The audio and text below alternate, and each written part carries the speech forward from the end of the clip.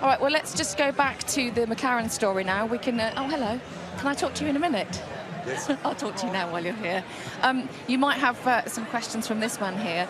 I know you've already spoken to Tom and Lewis mentioned about the strategy there on the podium. Was that a mistake today? Do you think there was any way that Lewis could have closed the gap and challenged for the win with Nico if he'd come in earlier or if he'd gone for a different tyre on the late stop? No, I think today Nico was the quicker man on track, and we gave Lewis all the strategy options. You know, we're taking on board what you said to us last time, David.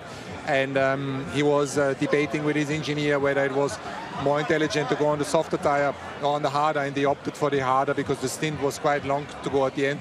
It didn't work out, the gap was too big. Toto, I have my crystal ball here.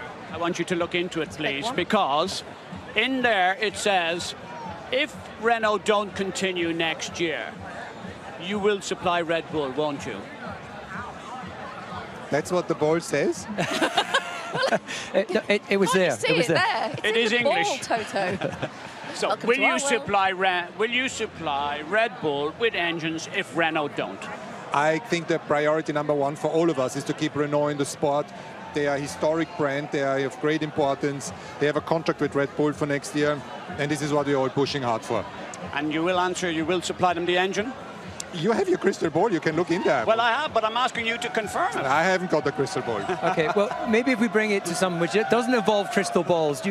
Two great drivers. Lewis has backed the championship. Nico's had this amazing comeback at the end of the year. So I guess from your point of view, this is the perfect scenario. But how are you going to work with these guys during the winter to one, to keep the team focused on the goal, but also to sort of, they're two different personalities, aren't they? One's going to be off in America, one's going to be with his wife and kid in Monaco. Do you spend time going between the two of them, or do you sort of say, hey, come back to head office and we talk about strategy for 2016? Both are very different, and I think a little bit like a football manager, you try to emphasize what's best for them and how much you spend time with each of them in analyzing, and they're very different. And there is the minimum of liaison needed in order to develop the car, and it is important for them. Lewis has complained a bit that the car didn't go in the right direction development-wise in the last couple of races, so he will be very keen. Should I stop? No. Very I'm keen in development in his direction. She was just leaning in. I think it's obviously your aftershave. It's your magnetism. You know that. I have to ask you a question. Can Nico win a world championship while Lewis is in the other car? Yes, there might be many angry fans, but you can see that in the last couple of races he was very, very strong indeed.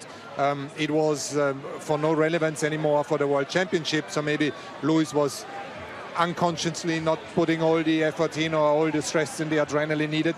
We will know next year, and your crystal ball, does it say something about that? I'm still waiting for that answer. You should be telling us what it is.